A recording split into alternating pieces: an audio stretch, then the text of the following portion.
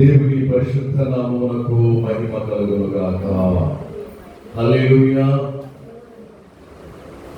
కూడి వచ్చిన మీ అందరికీ ప్రభు అయిన యేసుక్రీస్తు నామములో శుభములు కలుగును గాక. హల్లెలూయా. మంచిది. మన కొద్ది నిమిషాలు దేవుని వాక్యమును విందాము. దేవుని లేఖనాలు కొన్ని విషయాలు మనం పరిశోధించుదాం. పోయిన వారం మనం మొదటి వారం దేవుడితో సహవాసము అనేటువంటి విషయాన్ని మనము నేర్చుకున్నాం. దేవుని నామం చెప్పండి స్తోత్రం. ఈరోజు కూడా మనము దేవుడితో సహవాసము చేస్తే ఎలాంటి మేలులు కలుగుతాయో కొన్ని విషయాలు మనము నేర్చుకుందాం. హల్లెలూయా. ఈ లోకంలో ఎన్నో సహవాసాలు ఉన్నాయి, ఎన్నెన్నో సహవాస సాన్నిధ్యాలు ఉన్నాయి. అయితే దేవుడితో సహవాసం చేస్తే మనకు కలిగే లాభాలు ఏమిటి, ఉపయోగాలు ఏమున్నాయి, మనకు కలిగే ప్రయోజనం ఏముంది అనే విషయాన్ని మనము తెలుసుకుందాం. దేవుడితో సహవాసం చేయడం అంటే మామూలు విషయం కాదు. దేవుని నామం చెప్పండి స్తోత్రం. దేవుడు మనతో సహవాసం చేయడం అంటే ఇది సాధ్యపడేది కాదు, కానీ మనకు ప్రభు అయిన యేసుక్రీస్తు వారి ద్వారా సాధ్యపడింది. హల్లెలూయా. దేవునికి స్తోత్రం. చూడండి, దేవుని వాక్యం నుంచి కొన్ని విషయాలు మనము ధ్యానం చేసుకుని బైబిల్ గ్రంథాలు తెరవండి. బైబిల్ గ్రంథాలు తెరిచి మీరు త్వరగా వాక్యము వెంటబెట్టి తీసి చదివి సహకరించండి. మనం చూస్తే అపోస్తలుడైన పౌలు రాసినటువంటి 1వ కొరింథీ రాసిన పత్రిక 1వ అధ్యాయము 9వ వచనాన్ని చదవండి. 1వ కొరింథీ రాసిన పత్రిక 9వ అధ్యాయం 5వ వచనం. మన ప్రభువైన యేసుక్రీస్తువను తన కుమారుని సహవాసమునకు మిమ్మల్ని పిలిచిన దేవుడు నమ్మదగినవాడు. సహోదరులారా, చాలండి. దేవుని నామం చెప్పండి స్తోత్రం. అందరూ నాతో ఈ మాట చెప్పండి. మన ప్రభువైన యేసుక్రీస్తు అను తన కుమారుని సహవాసమునకు మిమ్మల్ని పిలిచిన దేవుడు నమ్మదగినవాడు. మనల్ని పిలిచిన దేవుడు నమ్మదగినవాడు. దేవునికి మహిమ కలుగును గాక. దేవుని లేఖనం తెలియజేస్తుంది, మన ప్రభు అయిన యేసుక్రీస్తు వారి సహవాసములకు పిలిచిన దేవుడు నమ్మదగినవాడు. వాక్యం తెలియజేస్తుంది. ఈ సహవాసం ఎలాంటి సహవాసం అంటే నమ్మదగిన సహవాసం అండి. హల్లెలూయా. ఎలాంటి సహవాసం అండి ఇది? నమ్మవలసిన, నమ్మదగిన సహవాసం. లోకములు చాలా సహవాసములు అని చెప్పారు కదా.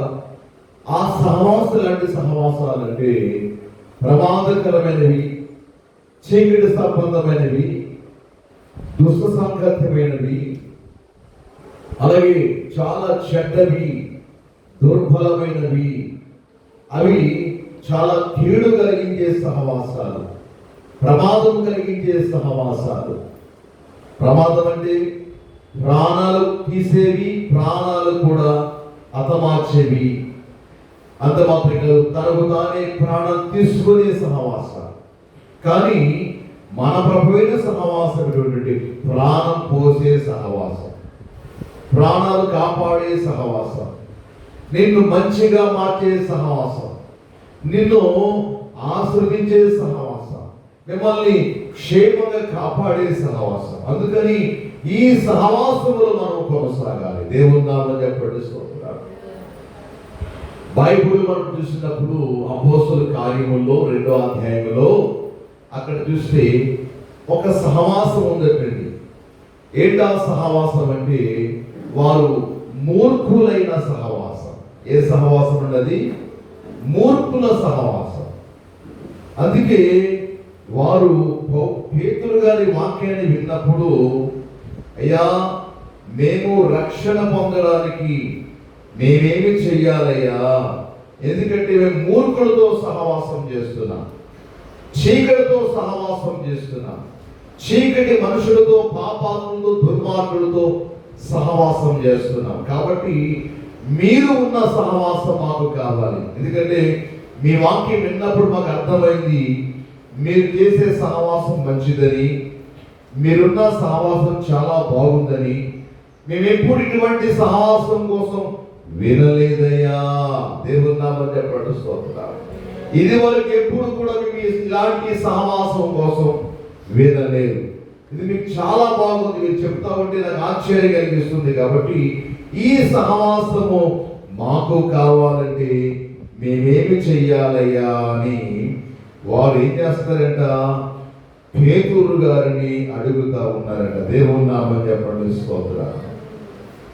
ఎవరిని అడుగుతున్నారంటే వాళ్ళు పేతురు గారిని అడుగుతున్నారంటే. చూద్దామా? అపోస్తుల కార్యముల్లో మనము చూస్తే పేతురు గారిని వారు అడుగుతున్న మాటలు మనము ఒకసారి గమనించుదాం. చూడండి, 37వ వచనం, 2వ అధ్యాయము 37వ వచనం. వారు ఈ మాట విని హృదయములో నొచ్చుకుని, సహోదరులారా మేమేమి చేద్దామని పేతురును కడమ అపోస్తులను అడగగా, పేతురు మీరు మారు మనసు పొంది పాప క్షమాపణ నిమిత్తం ప్రతివాడు యేసుక్రీస్తు నామమున బాప్తిసం పొందుడి, అప్పుడు మీరు పరిశుద్ధాత్మను వరమును పొందుదురు. దేవుని నామమున చెప్పండి స్తోత్రం. వారు ఏం చేస్తారంటే, పేతురు గారు బోధ విన్న తర్వాత వారి హృదయములో నొచ్చుకుని, పుట్నోట్స్ రాయబడింది, పొడవబడిన వారై. కింద దగ్గర రాయబడుతుంది కదా, కింద మూల భాష అని ఉంటుంది. మూల భాషలో వారు ఏమని రాయబడింది అక్కడ? పొడవబడి. దేవుని నామమున చెప్పండి స్తోత్రం. వాళ్ళ హృదయములో ఎప్పుడైతే పేతురు గారి వాక్యాన్ని విన్నారో వాళ్ళంట పొడవబడి ఉంది కదా, అక్కడ ఉంది కదండి. ఓకే, పొడవబడి అంటే దాని అర్థం ఏంటంటే వారు లోతైన పశ్చాత్తాపం పడిన వారే. ఎందుకు పడ్డారంట వాళ్ళు? పేతురు గారి వాక్యం వింటున్నప్పుడు, పేతురు వాక్యం బోధిస్తుంటేనంటే వారి పాపాలన్నీ కనబడుతున్నాయి, వారి చెడుతనం అంతా కనిపిస్తుంది. అయ్యో, ఈ చేయడం తప్ప, అబద్ధపడడం తప్ప, బూతులాడడం తప్ప, వ్యభిచారం చేసి తప్ప, త్రాగడం, తినడం, దొరలడం, పొరలడం తప్ప, గొడవలాంటి తప్ప, బూతులాంటి తప్ప, పెరుగు వారికి కీడు చేసి తప్ప, పక్క వాళ్ళకి న్యాసం చేసి తప్ప, ఇవన్నీ ఎప్పుడు వినలేదే. మా వాళ్ళే కదా చెప్తున్నారు, మీరు కొట్టండి, తిట్టండి, పొడవండి, తనండి, బూతులాడండి, తాగండి, దొరలండి అంటున్నారు. ఈయన ఇలా బోధిస్తున్నాడు. ఈయన దేవుని నామమున చెప్పండి స్తోత్రం. ఈయన తాగొద్దంటున్నాడు, తినొద్దంటున్నాడు. అంటే చెడు చేయొద్దు, అబద్ధం ఆడొద్దు, మోసం చేయొద్దు, తప్పులు చేయొద్దు. ఎందుకంటే యేసు నీ కోసం మరణించాడు. దేవుని నామమున చెప్పండి స్తోత్రం. మీ పాపాల కోసం మరణించాడు, మీ చెడుతనం కోసం మరణించాడు, మీ దుష్ట సాంగత్యం కోసం మరణించాడు, మీ చెడు నడకల కోసం ఆయన మరణించాడు, మీ చెడ్డ పడక నడకల క్రియల తలపు చెడ్డ ఆలోచనల కోసం ఆయన మరణించాడు. కాబట్టి మీకు అది విడిచిపెట్టి మీరు కనుక మారు మనసు పొందితే మీకు రక్షణ కలుగుతుంది. ఇక ఆ పాపం మీకు ఎటువంటి సంబంధం ఉండదు. ఆ చీకటితో, ఆ నాశనంతో, ఆ శాపంతో, ఆ దయ్యాలతో, ఆ దురాత్మతో, అపవాదితో, ఆ పాపం జోడికి మీకు ఉండదు. మీరు పరిశుద్ధులు అవుతారు అంటే వారికి ఆశ్చర్యం కలిగిందండి. దేవుని నామమున చెప్పండి స్తోత్రం. ఇదేంటి కొత్తగా మాట్లాడుతున్నాడు? పరిశుద్ధులేంటి? ఈ భాష ఏంటి? పరిశుద్ధులు అవడం ఏంటి? దేవుని నామమున చెప్పండి స్తోత్రం. వారికి ఆశ్చర్యం కలిగిందండి. ఆశ్చర్యం కలిగి, హృదయమంత బాధ కలిగి, వేదన కలిగి, అయ్యో ఇంతవరకు మేము సీరియల్ చూసాం, సినిమాలు చూసాం, బూతులాడడం, పోకిరి మాట్లాడడం, వ్యభిచారం చేసాం, దొంగతనం చేసాం, ఇతరులు కొట్టాం, తిట్టాం, మోసం చేసాం, డబ్బులు దొంగతనం చేసాం, ఆ నీళ్ళు దోచుకుని తిన్నాం. ఇవన్నీ పాపమా అని వారికి అర్థమైంది. దేవుని నామమున చెప్పండి స్తోత్రం. ఎప్పుడు అర్థమైందో, అయ్యా అయ్యారా మేము ఈ మారు మనసు పొందాలనుకుంటున్నాం. అయ్యా మీరు అంటారు కదా మారు మనసు పొందమని. ఆ మారు మనసు పొందాలనుకుంటున్నామయ్యా. మాకు ఈ సహవాసం కావాలి, ఈ పరిశుద్ధుడితో, ఈ యేసుతో, ఈ ప్రభుల వారితో, ఈ క్రీస్తుతో మాకు సహవాసం కావాలయ్యా. మేము కూడా పరిశుద్ధంగా ఉండాలనుకుంటున్నామయ్యా. మేము పరిశుద్ధంగా ఉండాలనుకుంటున్నామయ్యా. అయితే మేము ఏం చెయ్యాలంటే అప్పుడు నా పేతురు గారు, మీరు ప్రభువైన యేసుక్రీస్తునందు విశ్వాసం ఉంచండి. దేవుని నామమున చెప్పండి స్తోత్రం. అప్పుడు మీరు ఏమవుతారు? మారు మనసు పొంది పాపక్షమ నిమిత్తం యేసుక్రీస్తు నామములో బాప్తిసం తీసుకోండి. అప్పుడు మీరు ఏమవుతారండి? పరిశుద్ధాత్మని వరమును పొందుకుంటారండి. హల్లెలూయా. ఏ వరం పొందుకుంటారండి? పరిశుద్ధాత్మని వరమును పొందుకుంటారండి. అదే పరిశుద్ధాత్ముడు. అప్పుడు మీరేమవుతారండి? మీరు పరిశుద్ధులు అవుతారు. మీరు మా వలె పరిశుద్ధులుగా మారిపోతారు. దేవునికి మహిమ. అప్పుడు వాళ్ళకి ఆ వాక్యం విన్న వాళ్ళట, వారు పేతురు గారు ఎట్లా బోధించాడు, బోధ విన్న వాళ్ళట, వాళ్ళు అలాగే మారు మనసు పొంది చీకటిని వదిలేసి చెడు స్నేహాలే వదులుకొని చెడ్డ సహవాసాలు వదులుకొని, అయ్యా పేతురు గారు ఈ రోజు మేము తాగము, తినము, దొరలము, పొరలము, బూతులాడ, అబద్ధాలాడ, దొంగతనం చేయం, మోసం చేయం. రెండవది మేము ఇటువంటి అబద్ధాలు చెప్పమయ్యా, ఎవరికి అన్యాయం చేయమయ్యా, జగడలాడ, బూతులాడమయ్యా. మేము ఆ మోసాలు, ఆ సినిమాలు, సీరియల్, పోకిరి వేషాలుగా ఆ చెడ్డ వేషాలు వేయమయ్యా. మాకు ఒక్కసారి మీరు కనికరించి మాకు బాప్తిసం ఇస్తే మేము కూడా పరిశుద్ధులు అవుతామయ్యా. ఆ రక్తం మా మీదకు రావాలయ్యా. యేసు నమ్ముతాం, యేసు రక్తం మా మీదకి రావాలి. మాకు కూడా రక్షణ ఇవ్వండి, బాప్తిసం ఇవ్వండి. అప్పుడట పేతురు గారు రక్షణ అంటే ఏమిటో, మారు మనసు అంటే ఏమిటో, ఎలా మారు మనసు పొందాలో, బాప్తిసం అంటే ఏమిటో వారి క్షుణ్ణంగా వివరించినప్పుడట వాళ్ళ ఇంచుమించులో 3000 మంది బాప్తిసం తీసుకున్నాడు. దేవుని నామమున చెప్పండి. ఎంతమంది అండి? 3000 మంది ప్రభువును నమ్ముకున్నారట, సంఘములో చేర్చబడినట. దేవుని నామమున చెప్పండి. ఇంచుమించులో 3000 మంది పేతురు గారి బోధ విన్న తర్వాత మారు మనసు పొందారు. ఈ రోజున ఎన్నో ఆదివారాల వాక్యం వింటున్నాం, ఎన్నో సభల్లో వాక్యం వింటున్నాం, ఎన్నో మహాసభలలో, కూడికల్లో, గృహ కూడికల్లో, మొక్కుబడి కొట్టాలు, స్వార్థ కొట్టాల్లో వాక్యం టీవీలో వింటున్నాం. వాట్సాప్లో వాక్యం వస్తుంది, ఫేస్బుక్ లో వాక్యం వస్తుంది, యూట్యూబ్ లో వాక్యం వస్తుంది, అనేక రకాల వాక్యం వినబడుతుంది. అయితే మనలో మార్పు ఏమైనా కలుగుతుందా? దేవుని నామమున చెప్పండి స్తోత్రం. ఏమైనా మార్పు మనలో వస్తుందా? ఎన్ని ఆదివారాలు వాక్యం వింటున్నాం, ఎన్నో సంవత్సరాలుగా వాక్యం వింటున్నాం, కాస్తైనా మనలో మార్పు కలుగుతుందా? మార్పు కలిగితే దేవునికి స్తోత్రం. మార్పు కలగకపోతే మీ విషయంలో దేవుడు దుఃఖపడతాడు, బాధపడతాడు. కాబట్టి ఇప్పుడైనా సరే వాక్యం వింటున్న మీ జీవితంలో మారవలసిన వారై ఉన్నారు, మార్పు నొందవలసిన వారు ఉన్నారు. రెండవది ఏం పొందాలన్నా పరిశుద్ధాత్మను పొందవలసిన వారై ఉన్నారు. చెప్పండి స్తోత్రం. పరిశుద్ధాత్మ ఎందుకు పొందాలి? మనం పరిశుద్ధంగా ఉండాలంటే పరిశుద్ధాత్మను పొందాలి. మనం మంచి ప్రవర్తన కలిగి ఉండాలి, పరిశుద్ధాత్మ పొందాలి. మంచి ప్రవర్తన కలిగి మంచిగా నడుచుకోవాలంటే పరిశుద్ధాత్మను కూడా పొందాలి. బాప్తిసం పొందితేనే సరిపోదు. అయ్యా మారు మనసు పొందామండి, పాపం ఒప్పుకున్నామండి, బాప్తిసం పొందేసామంటే సరికాదు, పరిశుద్ధాత్మను కూడా పొందాలి. ఇప్పుడు అది మనకు ఆ సబ్జెక్ట్ కాదు, కానీ పరిశుద్ధాత్మ దేవుని అడగాలి. హల్లెలూయా. ఇక్కడ రాయబడింది పరిశుద్ధాత్మని వరమును పొందురు అంటే వెంటనే పొందాం. బాప్తిసం తీసుకున్న వెంటనే మనం పొందాం. కొందరు బైబిల్లో మనం చూస్తే వారు మారు మనసు లేకుండా అన్య ప్రజల మీదకి పరిశుద్ధాత్మను దిగొచ్చి పాపంలో పుట్టి చేశాడు. అయితే పరిశుద్ధాత్మను అలా పొందుకుంటామా? దేవుడు ఏ రీతిగా కార్యం చేస్తామో మనకు అర్థం కాదు. పరిశుద్ధాత్మను పొందిన వారు బాప్తిసం పొందిన తర్వాత కూడా పరిశుద్ధాత్మను నింపు ప్రభువా అని దేవుని అడగాలి. ప్రజలాడు. అయితే మనం సహవాసం కోసం మాట్లాడుతున్నాం కదా. అయితే ఈ మారు మనసు పొందిన వారు, ఈ బాప్తిసం పొందినటువంటి ఈ 3000 మంది అంట ఏం జరిగింది అక్కడంటే, ఈ 3000 మంది చూస్తే చూడండి ఏం జరిగింది. ఇంచుమించులో 3000 మంది. ఎక్కడ రాయబడింది 3000 మందిని? నానా చెప్పండి, నా పేరు. కాబట్టి అతని వాక్యము అంగీకరించిన వారు బాప్తిసం పొందిరి. ఆ దినమందు ఇంచుమించు 3000 మంది చేర్చబడి. దేవుని నామమున చెప్పండి స్తోత్రం. అబ్బా మన సంఘాల్లో కూడా పరిశుద్ధాత్మకి మినిస్ట్రీలో కూడా ఇలాగ జరుగునుగాక. అందరూ చెప్పండి. బాప్తిసం జరుగునుగాక. హల్లెలూయా.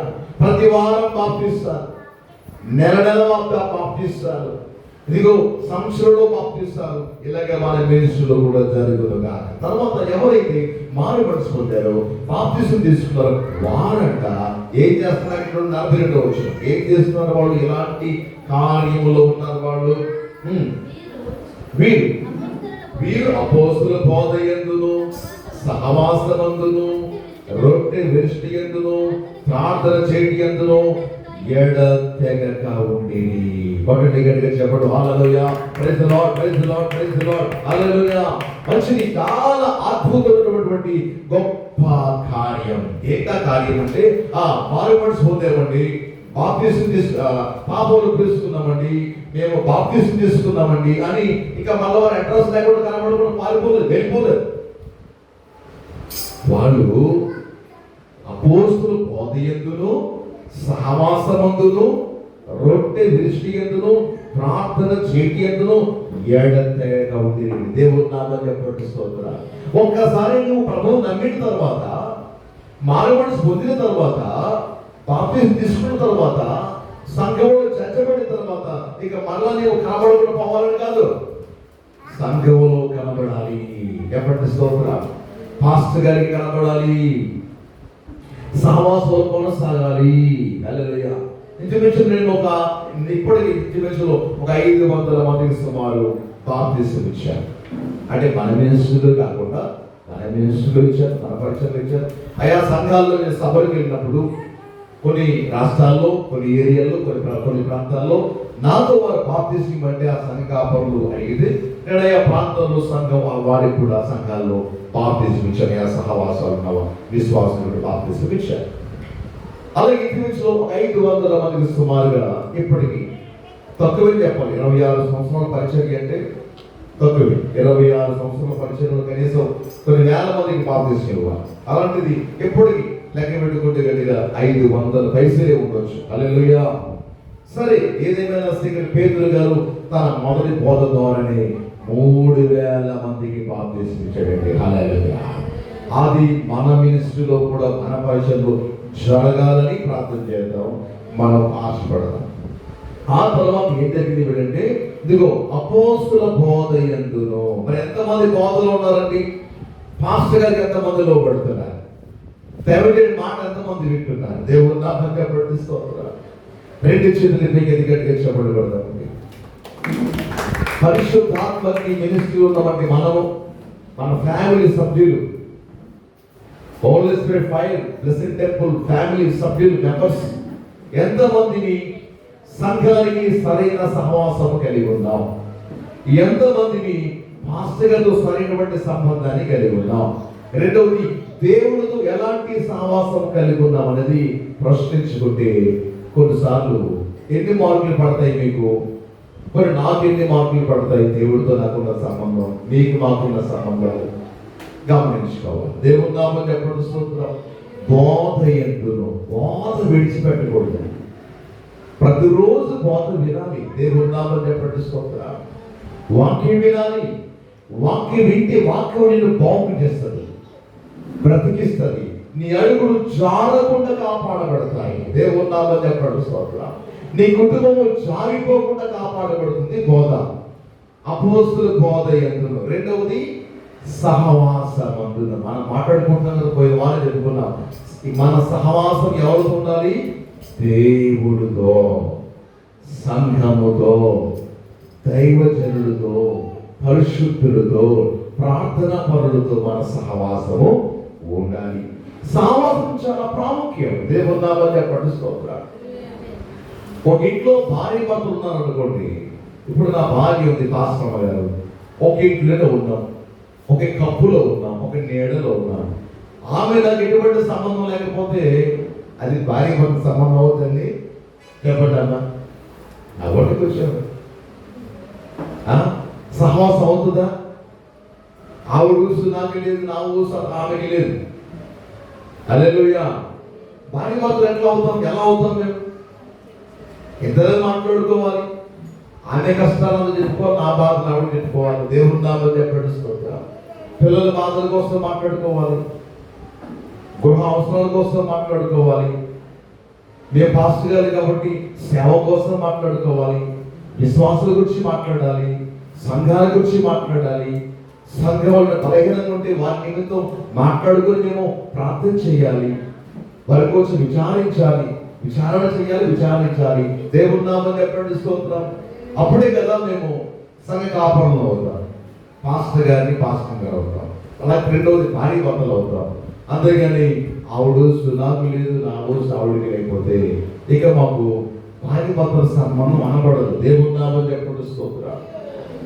మేమిద్దరం కలిసి ఉండి, ప్రేమగా ఉండి, సహవాసంగా ఉండి, ఒకరి బాధలు ఒకరు పంచుకుంటూ, ఒకరి కష్టం ఒకరు పంచుకుంటూ, ఒక ఇంట్లో ఉన్నాం. నా వంట నాదే, ఆవిడ వంట ఆవిడదైతే అదేనా ఉంది సహవాసమే. ఆవిడ వంట ఆవిడ చేసుకుంటే నా వంట నేను చేసుకుంటున్నా. దేవుని నామం చెప్పండి, స్తోత్రం. అంటే నాకు ఆవిడ భోజనం పట్టించట్లేదు, నేను ఆవిడ భోజనం పట్టించట్లేదు. హల్లెలూయా. దేవుడు మనల గురించి పట్టించుకునేవాడు. కొట్టండి గట్టిగా చెప్పండి. హల్లెలూయా. అందుకే సహవాసం ముఖ్యం, సహవాసం చాలా ముఖ్యమైనది. అందుకే ఎప్పుడు దేవుడితో సహవాసాన్ని విడిచిపెట్టకూడదు, సంఘముతో సహవాసం విడిచిపెట్టకూడదు, దైవజనుడితో సహవాసం విడిచిపెట్టకూడదు. కానీ సహవాసం అనేది చాలా సహవాసాలు ఉన్నాయి. ఆ సహవాసాలు ఉంటే ప్రమాదంలో పడతాం, ఇబ్బందులు పడతాం, ఇరుకుల్లో పడతాం. త్రాగిపోతూ సహవాసం చేసామనుకోండి, ఏమైపోతాం? ఇల్లు జేబు గొల్లైపోతుంది. గొడవలు వీధుల్లో కూడా, ఇంట్లో గొడవలు, భార్యతో గొడవలు, ఇంట్లో కూడా గొడవలు, రకరకాలు. అంత ప్రమాదాలు పడిపోతాం. లేక తిట్టుబోతులతో, తిరుగుబోతులతో, కొట్టేవాళ్ళతో, తన్నేవాళ్ళతో సహవాసం చేస్తే రౌడీజం వచ్చేస్తుంది, క్రూరత్వం వచ్చేస్తుంది. ఇంక కొన్ని సహవాసం ఉంటాయి, నిద్రబోతులు సహవాసం, స్వామర్థనం. వాళ్ళతో సహవాసం చేస్తే స్వామర్థనం వచ్చేస్తుంది, నిద్రబోతనం వచ్చేస్తుంది. ఎంత తింటాం అంతే తింటాం, మంచిది, మనం కడుపుని తింటాం. మరి తిండిబోతులు వచ్చే తిండిబోతులే ఉంటారు, తిండి కోసం పుట్టినా వీళ్ళని అనిపిస్తుంది.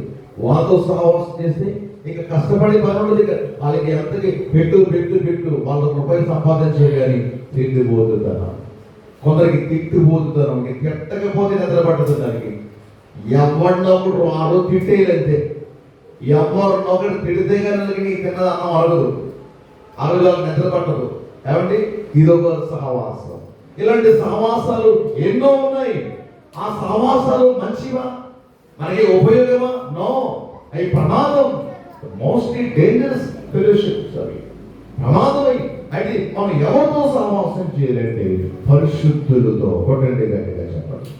వాక్యముతో సహవాసం, బోధతో సహవాసం, దైవ సేవకుడితో, మందిరంతో, పరిశుద్ధులు సహవాసం చేస్తే మనము దీవించబడతామని దేవుని వాక్యం తెలియజేస్తుంది. హల్లెలూయా. కాబట్టి నీ ఎవరితో సహవాసం చేస్తున్నావో గమనించుకోవాలి. చూడండి, కీర్తన గ్రంథములు చూస్తే, కీర్తన గ్రంథం మనం చూద్దాం. 1వ కీర్తన 2వ వచనం చదువుగా. 1వ వచనం, కీర్తన 1:1. ఆ దుష్టుల ఆలోచించకుండా నడవక పాపుల మార్గమున నిలవదన్నాడు. దేవుని నామం చెప్పండి, స్తోత్రం. అసలు దుష్టుల ఆలోచన చెప్పుకునే వాళ్ళు ఆలోచనకు పోవద్దు, దుష్టుల ఆలోచన నడవదన్నాడండి. హల్లెలూయా. దుష్టులు ఏం చేస్తారు? దుష్ట తలపులే చేస్తారు, దుష్ట క్రియలే చేస్తారు.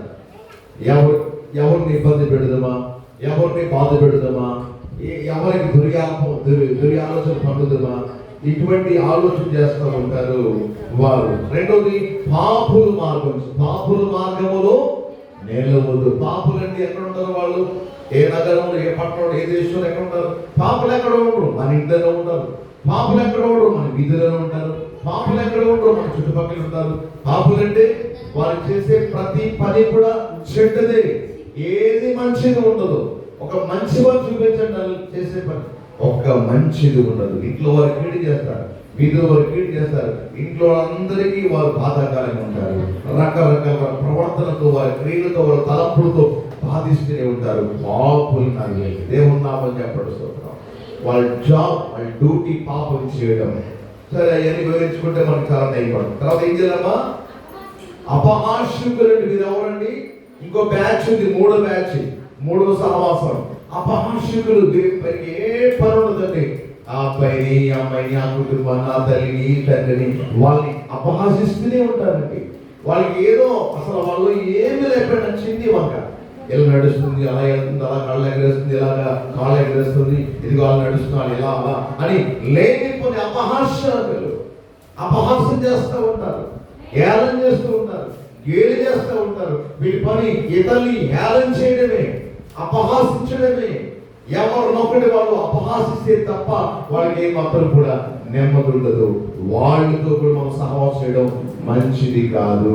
ఇక ఎవరితో సహవాసం చేయడం అక్కడ యెహోవా ధర్మశాస్త్రనందు ఆనందించుచు దివారాత్రములు దానిని ధ్యానించువాడు ధన్యుడు. అతడు నీటి కాలవరన నాటబడినదై ఆకువాడక తన కాలమందు ఫలమిచ్చు చెట్టు వలె ఉండును. అతడు చేయనప్పుడు కూడా సఫలమవును. చూడండి, 4వ సహవాసం చూసారా? ఒకటి దుష్టుల సహవాసం, రెండోది పాపుల సహవాసం, మూడోది అపహాస్యకులు సహవాసం. ఈ 3 సహవాసాలు మనకు మంచివి కాదు. దేవుడు అన్నాడు, ఈ 3 సహవాసాలకి దూరంగా ఉండండి. హల్లెలూయా. అంటే 3 ఉన్నాయండి పాస్టర్ గారు అడగొచ్చు. మనిషికి ఫర్ ఎగ్జాంపుల్ చెప్తుంది బైబిల్ అట్లా ఎన్నో సహవాసాలు ఉన్నాయి, వాటన్నిటికి దూరంగా ఉండాలండి. హల్లెలూయా. 6 నెలలంట తాగిపోతూ సహవాసం చేస్తే ఈ తాగని వ్యక్తి కూడా తాగేవాడిగా మారిపోతాడు. 6 నెలలంట చెడ్డవాడితో సహవాసం చేస్తే ఎంత మంచివాడైనా కూడా చెడ్డవాడిగా మారిపోతాడట.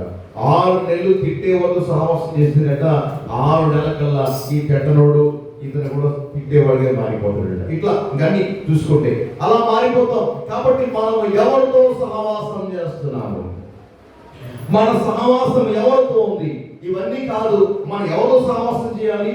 దేవుడితో. చెప్పండి స్తోత్రం. అలాగే గట్టి చెప్పండి, దేవుడితో. అందుకని దేవుడితో సహవాసం చేసేవారు వారు ఎలా ఉంటారంటే యెహోవా ధర్మశాస్త్రాన్ని ఆనందిస్తూ దివారాత్రులు ధ్యానించేవాడు. అతడు నీటి కాలవరన నాటబడినదై. చెప్పండి స్తోత్రం. దేవుని వాక్యం చదివేవాడు, దేవుని వాక్యం వినేవాడు, దేవుని వాక్యం ధ్యానించేవాడు, దేవుని వాక్యాన్ని పట్టించేవాడు, దేవుని భద్రపరచుకోవడం ఎలా ఉంటాడంటే నీటి ఓర నాటబడిన చెట్టులా. కొట్టండి గట్టిగా. ఆమేన్. ఎక్కడ నాటబడినది చెట్టు? నీటి ఓరన. అంటే మందిరములో, వాక్యములో, మంచి సహవాసములో, దేవుడి వాక్యములో, దేవుడి సహాయములో, దేవుడి తోడులో, దేవుడి మందిరములో, దేవుని ఆలయములో, పరిశుద్ధులతో, పరివారంతో, ప్రార్థన పరులతో చక్కగా నాటబడినాడు. కాబట్టి ఇతనంట తగిన కాలమందు ఫలమిచ్చే చెట్టులా ఉంటాడట. హల్లెలూయా. అతను ఆకులు వాడిపో, అతని ఫలములు నీవి రాలిపో. హల్లెలూయా. ఏ సమయంలో ఫలం కావాలో దేవుడు ఎప్పుడు చూసినా సరే అతడు సిద్ధంగా. తగిన కాలం అంటే సమ్ టైం అంటే దేవుడు ఎప్పుడైతే పరిశీలిస్తున్నాడు అప్పుడు కూడా పరిశుద్ధంగా ఉంటామట. దేవుడు నామని చెప్పాడు స్తోత్రం. దావీదు మాట్లాడతాడు, రాత్రి దేవా నా హృదయం నిబ్బరంగా ఉంది, నా హృదయం నిబ్బరంగా ఉంది, నా హృదయం నిబ్బరంగా అంటాడు. రాత్రి వేళ నువ్వు నన్ను పరిశీలించినప్పుడు నేను యథార్థం కనబడుదును. చెప్పండి స్తోత్రం. నా అంతరంగం పరిశీలిస్తే నా మనస్సులో, నా హృదయంలో ఏ చెడు తలపు నీకు కానరాలేదు కదా ప్రభా, నీకు కనబడలేదు కదా. అంటే దావీదు మనసు ఎలా ఉంది? పరిశుద్ధంగా ఉంది. దావీదు హృదయం ఎలా ఉంది? పరిశుద్ధంగా ఉంది. దేవుని నామం చెప్పండి స్తోత్రం. రాత్రి వేళ దేవుడు పరిశీలిస్తాడట దావీదు తలంపులు, దావీదు మనసు, దావీదు హృదయం, ఆయన జీవితం ఎలా ఉందంటే తెల్ల పేపర్, వైట్ పేపర్. ఎలా ఉందా? వైట్ పేపర్ లా ఉందట. దేవుని నామం చెప్పండి స్తోత్రం. అందుకని ఎందుకు దావీదు తలంపులు పరిశుద్ధంగా ఉన్నాయి, ఎందుకు దావీదు హృదయం పరిశుద్ధంగా ఉందంటే చూసుకోండి. స్టాండ్ దగ్గర మీరు కూర్చోడానికి నా పిల్లలు కూర్చోడానికి మీరు కూర్చోడానికి ప్రైజ్లో ఎందుకని స్టాండ్ దగ్గర చూసుకోండి. Right, okay. ఎందుకనంటే దావీదు దేవునితో సహవాసం చేస్తాడండి. దేవుని నామం చెప్పండి స్తోత్రం. దావీదు దేవునితో సహవాసం చేస్తున్నాడు కాబట్టి ఆయన తలంపులు పరిశుద్ధంగా ఉన్నాయి, ఆయన ఆలోచనలు పరిశుద్ధంగా ఉన్నాయి, ఆయన మనసు పరిశుద్ధంగా ఉంది. మనము దేవునితో సహవాసం చేస్తే మన తలంపులు కూడా పరిశుద్ధంగా ఉంటాయి, మన హృదయం కూడా పరిశుద్ధంగా ఉంటుంది. హల్లెలూయా చెప్పండి స్తోత్రం. దురాలోచన రావు, దుష్టతలంపులు రావు. వాక్యం చెప్తుంది హృదయం అన్నిటికంటే మోసకరమైనది, అది ఘోరమైన వ్యాధి గలది, దాన్ని గ్రహింపగలవాడు ఎవడు. అందుకే సామెతలు ఉన్నాడు, ఆ హృదయం బాగుండాలంటే నా కుమారుడా నీ హృదయము నాకిమ్ము. అంటే దేవునికి కనుక నీ హృదయం ఇస్తే నీ హృదయము ఆలోచనలు పరిశుద్ధంగా దేవుడు ఉంచుతాడు. ఒకటి గట్టిగా చెప్పండి. కనుక మన సహవాసం ఎవరితో ఉండాలని కోరుకున్నామంటే దేవుడితో. దేవుడితో బైబుల్, మందిరం, వాక్యం, దేవుడి సన్నిధి. ఇకపోతే ఈ హోమ ధర్మశాస్త్రం ఆనందించుతూ దీవారాత్రులను ధ్యానించేవాడు ధన్యుడు, అతడు నీటి కాలువలను నాటబడిందై ఆకు వాడక తన కాలమందు ఫలించు చెట్టులా ఉండును. Praise the lord. ఫలాలిచ్చే చెట్టులా ఉంటావా? వాడిపోయిన ఎండిపోయిన ఆకులు రాలి ఫలమైన చెట్టులా ఉంటావు? చెప్పండి చెప్పండి స్తోత్రం చెప్పండి. ఎలా ఉంటామో తెలియదు. మనం ఫలాలిచ్చే చెట్టులా ఉంటాం. దేవుని నామమున చెప్పండి స్తోత్రం. నీవు ఎలా ఉంటావంటే చక్కని ఫ్రూట్ఫుల్ ట్రీగా ఉంటావు. హల్లెలూయా. ఫలములు కాబట్టి చెట్టులా ఉంటావు. ఎప్పుడు నీవు పచ్చగా ఉంటావు, సమృద్ధి ఫలములు కలిగి ఉంటావు, సమృద్ధి వనము కలిగి ఉంటావు, సమృద్ధి అయిన ఆశీర్వాదం కలిగి ఉంటావు. హల్లెలూయా. అలా కలిగి ఉండాలంటే మనం ఎవరితో సహవాసం చేయాలి? దేవుడితో. చూడండి మనం చూద్దాం యోహాను సువార్త 15వ అధ్యాయము 1వ వచనం చదవండి నాన్న. యోహాను సువార్త 15వ అధ్యాయము 1వ వచనం. నేను నిజమైన ద్రాక్షావళి, నా తండ్రి వ్యవసాయకుడు, నాలో ఫలింపని ప్రతి తీగను ఆయన తీసి పారవేయును. ఫలించు ప్రతి తీగ మరీ ఎక్కువగా ఫలింపాలని దానిలోని పనికి రాని తీగలను తీసివేయి.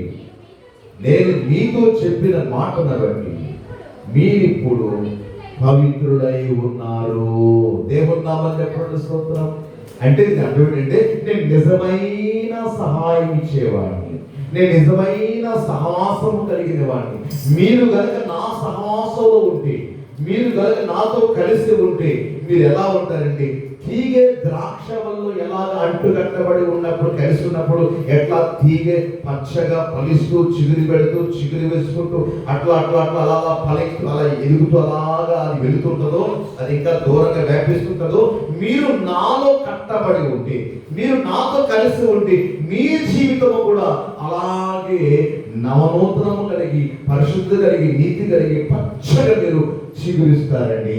కొట్టండి గట్టిగా చెప్పండి. ఎప్పుడు ఆనందంగా ఉంటారు, ఎప్పుడు సంతోషంగా ఉంటారు, ఎప్పుడు ధైర్యంగా ఉంటారు, ఎప్పుడు మీకు క్షేమం ఉంటుంది. ఎందుకంటే నేను ఎవరిని? నిజమైన సహవాసం ఇచ్చే ఉత్పత్తి చేసే తండ్రిని. అంటే నేను నిజమైన ద్రాక్షావళిని. హల్లెలూయా. దేవుడు ఎందుకు ఇలా అంత స్పష్టంగా క్లియర్గా చెప్తున్నాడు వాళ్ళకి? నేను ద్రాక్షావళి అనొచ్చు కదా మామూలుగా. నేను ఎవరినంటే నేను మనిషిని చెప్పొచ్చు కదా, కానీ నేను నిజమైన మనిషి అని చెప్తున్నాడు. నేను ఎవరినంటే నేను దేవుడు అని చెప్పొచ్చు కదా, మరి ఎందుకైనా నేను నిజమైన దేవుడు అని చెప్తున్నాడు. అంటే నిజము కాని వారు ఉన్నారు. దేవుని నామమున చెప్పండి స్తోత్రం. నిజము కాని దేవుడు, నిజము కాని సహవాసాలు, నిజము కాని ద్రాక్షవలను, నిజం కాని వృక్షాలు ఉన్నాయి. కానీ స్వచ్ఛమైన నికర్షైన ఒరిజినల్ ఉన్నటువంటి దేవుడు. దేవుని నామమున చెప్పండి స్తోత్రం. హల్లెలూయా. నేను నిజమైన ద్రాక్షావళిని. ఎవరంటే నేను నిజమైన ద్రాక్షావళి. మనం నమ్ముకున్న దేవుడు తెలుసమ్మా, మనము నమ్మిన దేవుడు, మనల్ని పిలిచిన దేవుడు, మనల్ని రక్షించిన దేవుడు నిజమైన దేవుడు అండి. కొట్టండి గట్టిగా చెప్పండి. ఈయన నీవు ఎలా ఉండాలి కోరుకుంటే ఆయనతోనే నీవు ఉండాలి, లోకముతో కాదు. ఈ లోక స్నేహము దేవునికి వైరమని నీవెరుగవా అంటాడు యాకోబుడు. దేవుని నామమున చెప్పండి స్తోత్రం. ఈ లోక స్నేహం అంట దేవునికి విరోధమైనది అని యాకోబుడు రాస్తున్నాడు. ఎందుకంటే లోక స్నేహం అంట దేవునికి విరోధమైనది. కాబట్టి ఆ స్నేహంలో కలుగుతున్నాం. మన స్నేహం అయితే ఎవరితో ఉండాలట? దేవుడితో ఉండాలి. కాబట్టి ఇక్కడ నేను నిజమైన ద్రాక్షవల్లి, నా తండ్రి వ్యవసాయకుడు. హల్లెలూయా. ఇక్కడ తండ్రితో సహవాసం, తర్వాత కుమారుడితో సహవాసం, మూడవది పరిశుద్ధాత్మతో సహవాసం. హల్లెలూయా. తండ్రితో సహవాసం, యేసు ప్రభుతో అంటే యేసయ్యతో సహవాసం, పరిశుద్ధాత్మతో సహవాసం. ఈ మూడు మనం కలిగి ఉండాలండి. తండ్రి అంటే ఎవరు? ఆయనే. ఏ కుమారుడు అంటే ఎవరు? ఆయనే. పరిశుద్ధాత్ముడు అంటే ఎవరు? ఆయనే. తండ్రి ఆయనే, కుమారుడు ఆయనే, పరిశుద్ధాత్ముడు ఆయనే. దేవుని నామమున చెప్పండి స్తోత్రం. తండ్రి, కుమార, పరిశుద్ధాత్మ దేవుడైన యేసుక్రీస్తు సహవాసములో ఉన్న మనం నమ్మదగిన సహవాసంలో ఉన్నామండి. హల్లెలూయా. తర్వాత మాట్లాడుతున్నట్టు ఇదిగో నాలో పనికిరాని తీగలు, నా పనికిరాని తీగలు తీసివేయును, మరి ఎక్కువగా మీరు ఫలించాలని మీలో ఉన్న పనికిరాని తీగలైనా తీసి పారవేయును. చూద్దాం అక్కడ చదువుతుంది. పనికిరాని తీగలు ఏం చేస్తున్నట్టయినా దానిలోని పనికిరాని తీగలను తీసి, ఎందుకంట పనికి అది ఇంకా ఫలించాలని, ఇంకా వృద్ధులకు రావాలని, ఇంకా మహా అభివృద్ధి అవ్వాలని పనికి రాని తీగలను ఆయన తీసి పారవేయును. దేవుని నామమున చెప్పండి స్తోత్రం. అంటే నీలో ఏవైతే పనికి రాని తలంపులు అయితే ఉన్నాయో, ఆలోచనలు ఉన్నాయో, దేవుడికి నీకు వ్యతిరేకంగా పనిచేసే అది ఏ పాపం అయితే ఉందో, ఎప్పుడైతే నువ్వు పాపాన్ని ఒప్పుకుంటావో, పాపాన్ని విడిచిపెడతావో, ఆయన రక్తములు మిమ్మల్ని కడిగేస్తాడండి. హల్లెలూయా. అదే పనికి రాని మన తలంపులు, చూపు, నడవడిక, మాట, క్రియ, తలంపు, ఆలోచన ఏదో ఒక ఉంటాయి కదా. మన పరిశుద్ధులు కాదు కదా, దేవుళ్ళని పరిపూర్ణం కాదు కదా. ఖచ్చితంగా దినచర్యలో ఏదో ఒక తప్పు చేస్తాం. మాట ధోరణం, క్రియ ధోరణం, తలంపు ధోరణం, చేతి ధోరణం, ధోరణం, ఏదో ఒక రకమైనటువంటి తలంపుల్లో మనం పాపం చేస్తాం కదా. ఆ పనికి రాని ఏం చేస్తాడంటే దేవుడు సన్నిధిలో ఒప్పుకుంటే ఆయన తీసివేస్తాడు. దేవుని నామమున చెప్పండి. దావీదు ఏం చేశాడు? బెత్షెబతో పాపము చేశాడు కదా. పాపం చేసిన తర్వాత ఏం జరిగింది? నాతాను ప్రవక్త వచ్చి ఇదిగో దావీదు ఏం చెప్పడం, చిన్న ఉపమానం చెప్పి ఆ మనుషుడకు నీవే అన్నప్పుడు అర్థమైంది, నేను పాపం చేశాను. దేవుడికి తెలిసిపోయింది, ప్రవక్త గారికి కూడా తెలిసిపోయింది, నాతాను గారి. కాబట్టి నేను ఇప్పుడు దాయకూడదని దేవుని సన్నిధికి వెళ్ళి పాపాలు ఒప్పుకుంటాడు దావీదు. దేవుని నామమున చెప్పండి స్తోత్రం. మానవుడుగా సహజమే కొన్నిసార్లు ఇన్సిడెంట్స్ జరుగుతుంటాయి. కొన్నిసార్లు అనుకోకుండా ఆ యొక్క క్షణికమైనటువంటి ఆవేశంలో కొన్ని తప్పిదాలు, మాట జారడం కానీ, చెయ్యి జారడం కానీ, కోపడడం కానీ, లేక కాలు ద్వారా కానీ, మాట ద్వారా కొన్నిసార్లు గవర్నమెంట్ తప్పులు జరుగుతుంటాయి. అవన్నీ ప్రభువు దగ్గర ఒప్పుకుంటే ఆయన పనికి రాని తీగల్ని తీసివేస్తాడు. కొట్టండి గట్టిగా చెప్పండి. దావీదు చక్కగా ప్రార్థన చేస్తాడు. చూడండి ఒకసారి చూద్దాం. కీర్తన గ్రంథంలో 51 కీర్తన చదవండి. 51 కీర్తనలో 51. దేవా నీ కృప చొప్పున నన్ను కరుణించుము, నీ వాత్సల్య బాహుల్యము చొప్పున అతిక్రమములను తుడిచివేయము, నా దోషం పోవునట్టు అదిగో నన్ను బాగుగా కడిగేసేయండి, నా పాపం పోవునట్లు నన్ను పవిత్రపరచండి. అక్కడ చాలా విషయాలు దావీదు గారు మాట్లాడతారు. దేవుని నామమున చెప్పండి స్తోత్రం. ఒక్కసారి అనుకోకుండా పాపం జరిగిపోయింది. దావీదేని అక్కడ ప్లాన్ చేసుకుని కావాలని 2 రోజులుగా ఆ ప్లాన్ చేసిన పాపం చేయలేదు. మీదికి వెళ్ళాడు, ఒక అమ్మాయిని చూశాడు, ఆమె బాత్రూంలో స్నానం చేస్తుంది. అది ఓపెన్ బాత్రూమ్, అది పైన టాప్ లేదు. ఒక తన సైనికుడు, తన సేవకుడు భార్య స్నానం చేస్తుంది. అంతే, ఆమె చందాలు చూశాడు, మోహించాడు, ఆమె ఆ రాజు దగ్గర రప్పించుకున్నాడు. అనుకుంటే తను ఆ క్షణిక ఆవేశంలో పాపం చేశాడు. అది అట్లా బాధపడుతున్నాడు. ఎవరు చెప్పుకోవడం తెలియదు, ఏం చేయడం తెలియదు. అయితే ఏం జరిగిందండి, ఒక రోజున తను పడుతున్న బాధ, పడే వేదన, మనశ్శాంతి లేకపోవడం, కలవరపడుతుండడం దేవుడు చూసి దావీదు ఈ యొక్క ప్రవక్తగా పంపించి తన పాపాలు ఒప్పుకునేలాగా అక్కడ ప్రసంగం చేయించాడు. దేవుని నామమున చెప్పండి స్తోత్రం. దావీదు ఎలాగా పాపం ఒప్పుకోవడం తెలియట్లేదు, ఎలాగా కడిగేసుకోవడం తెలియట్లేదు. మంచి అవకాశం వచ్చింది, రాజు కదా అని చెప్పేసి ఆ ప్రవక్త గారిని బాధ పెట్టలేదు. ఏమని, నేను ఎవరు తెలుసా? నేను మహారాజుని. నా ముందుకొచ్చి నా పాపాన్ని నా ముందు బయట పెడతావా? ఇలా చెప్పడం కూడా ఎవరక్కడ ఇతను బంధించి సరసంలో వెయ్యండి అనలేదు. దేవుని కామని చెప్పండి. రాజు ఆజ్ఞాపిస్తే ఎంత బడులు వచ్చి ప్రవక్త గారిని సరసంలో వేయించేస్తారు, శిరశాసనం చేయించడం అయిపోతుంది. కానీ పాపమే అని దావీదు ఒప్పుకున్నాడండి. అది ఆ హృదయం దేవుడికి నచ్చింది. దేవుని నామని చెప్పండి. తన పాపం కప్పుకొనగా, తన పాపాన్ని దాచుకొనగా, ఎప్పుడే దేవుడు వాక్యం తన పాపాన్ని వెల్లడి చేశాడు, దావీదు వెంటనే పశ్చాత్తాపడి మోకాలుని పాపాన్ని ఒప్పుకొని విడిచిపెట్టే ప్రయత్నం చేస్తాడు. చదువున్నాను అక్కడ.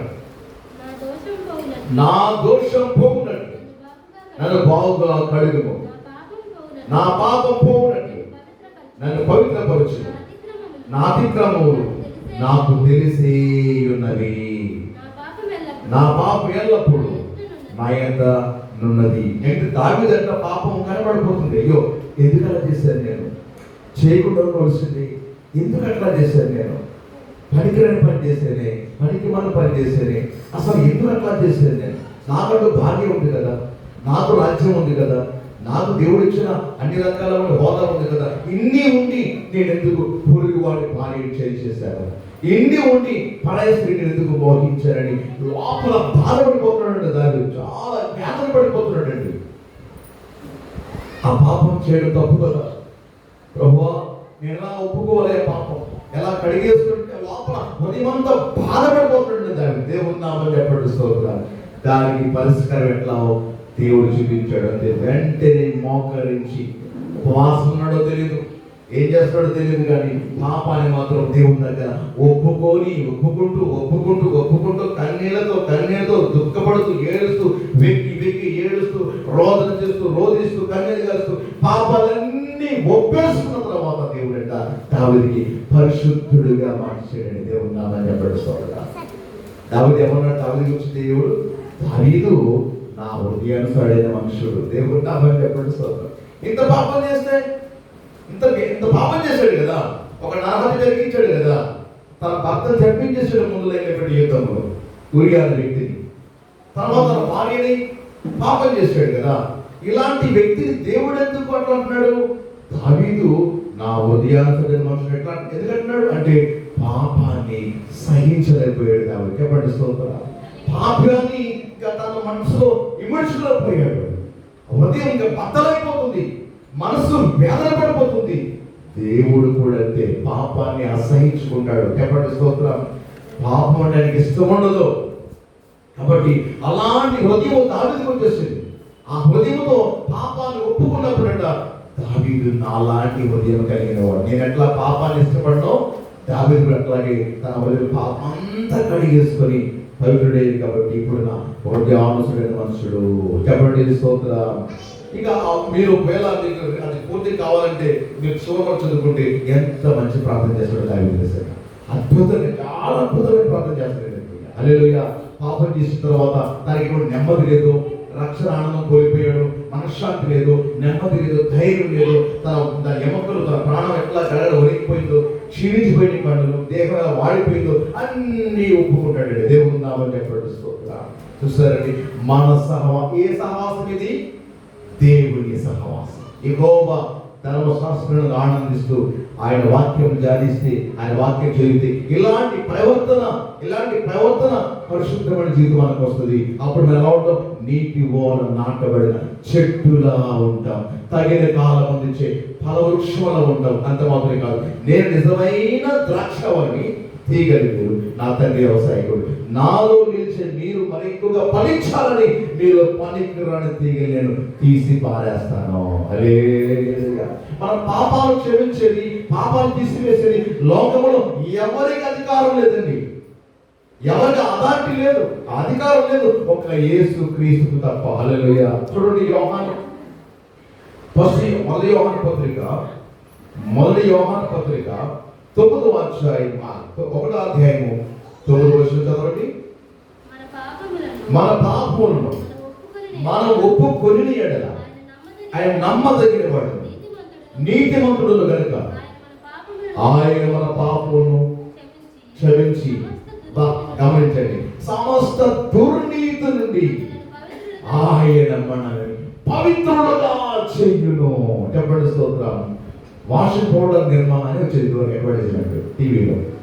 వాషింగ్ పౌడర్ నిర్మా అంటే ఎక్కడ తెల్లబడిపోతే పక్కన అందరూ కొనేస్తే ఎక్కడ పోయి మురికి ఎక్కడ పోతే అక్కడే దేవుడు అడ్వర్టైజ్ మాత్రం తగ్గించేస్తుంటారండి. ఈ పూట వాడండి, ఆ పూట వాడండి, ఇది వాడండి ఉంటుందే, అందులో ఏముండదు. దేవుని నామం చెప్పండి స్తోత్రం. ఎక్కడ మార్కులు అక్కడే ఉంటాయి, అవి శుభ్రం చేయలేవు.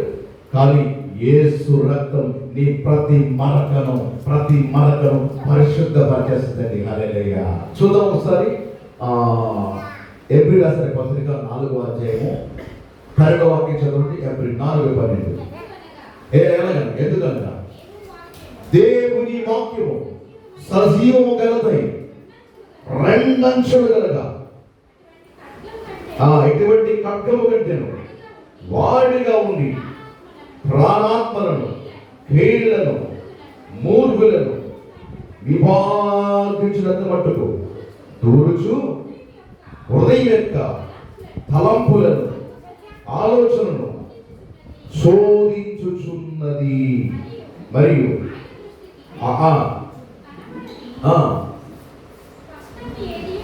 దేవుని నామం చెప్పండి స్తోత్రం. సమస్తము దేవుడికి క్లియర్ కనబడుతుంది. ఆయనను చూస్తూనే ఉన్నాడు. ఎందుకంటే ఇశ్రాయేలును కాపాడువాడు కొరకడు, నిద్రపోడు కదా.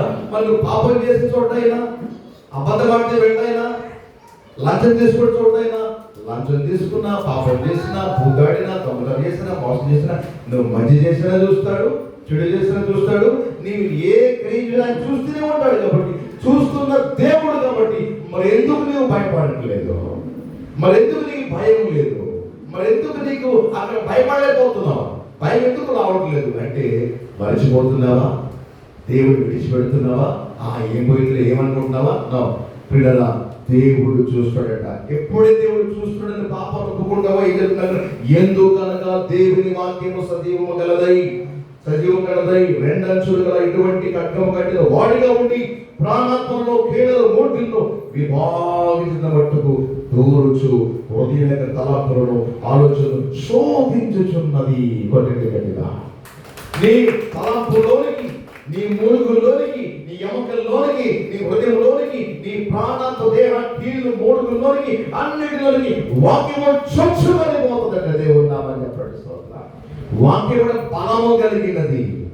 వాక్యానికి బలం ఉంది కాబట్టి వాక్యం వినాలి, కాబట్టి వాక్యం చదవాలి, కాబట్టి వాక్యం ధ్యానించాలి. ఆ వాక్యమే నిన్ను ఏం చేస్తుందంటే స్వస్థపరుస్తుంది, బాగు చేస్తుంది, నేను బాగు చేస్తుంది, లేవనెత్తుంది, బలమిస్తుంది. వాక్యం వినకపోతే, వాక్యం తినకపోతే, వాక్యం చదవకపోతే, వాక్యం ధ్యానించకపోతే నీ జీవితంలో రోగాలు పుట్టయిపోతుంది. నీ దేహం ఎందుకు మనకు రోగాలు దీర్ఘకాలంగా రోగాలు ఎలా ఉంటాయి? తగ్గవు అంటే వాక్యం వినట్లే, వాక్యం చదవట్లే, వాక్యాన్ని ధ్యానించట్లే, వాక్యం నీలో లేదు కాబట్టి రోగాలు నీలోకి వచ్చేస్తున్నాయి, బలహీనతలు నీలోకి వచ్చేస్తున్నాయి, దయ్యాలు పట్టేస్తున్నాయి, దురాత్మలు పట్టేస్తున్నాయి, అపవిత్రాత్మలు శోధిస్తున్నాయి. ఎందుకు తెలుసా? నీలో ఎవరు లేదు, వాక్యమైన దేవుడు నీలో లేడు, నీ హృదయంలో లేడు. కాబట్టి నీలో వాక్యం ఉన్నప్పుడు నీ వాక్యం చదివితే, ధ్యానిస్తే, ప్రభుత్వం ఉంటే, ప్రభుత్వ సమస్య చేస్తే ఏముంటుంది? నీలో వాక్యము నీలో ఉండి ఏది లోపల రాకుండా చూసుకుంటా. దేవుని నామాన్ని పెడతాడు. నీలో ఉన్నవాడు లోకములో ఉన్నవాడి కంటే గొప్పవాడి వాక్యం చెప్తుంది కదా. దేవుని నామాన్ని పెడతాడు. నీలో ఉన్నవాడు లోకములో ఉన్నవాడి కంటే గొప్పవాడు కదా. నీలో ఉన్నవాడు లోకములో ఉన్నవాడి కంటే గొప్పవాడు కదా. ఆ గొప్పవాడు నీలో ఉన్నప్పుడు నీలోనికి ఎవడొస్తాడు? ఇంకా నీలో వాక్యం ఉన్నప్పుడు, నీలో దేవుడు ఉన్నప్పుడు అపవాది రాగలుగుతాడా? రోగం రాగలుగుతుందా? మరణం రాగలుగుతుందా? ఎటువంటి శోధన నీకు రాదు. ఎందుకంటే నీలో ఉన్నవాడు బలవంతుడు. కొట్టండి గట్టిగా చెప్పండి. కాబట్టి మనం ఎవరితో సహవాసం చేయాలంటే నేను రక్షించే దేవుడు, నీకు సహాయం చేసే దేవుడు, నీకు సమీపంలో దేవుడితో మనం సహవాసం చేస్తే ఆశీర్వాదాలు పొందుకుంటాం, కాపాడబడతామండి. హల్లెలూయా.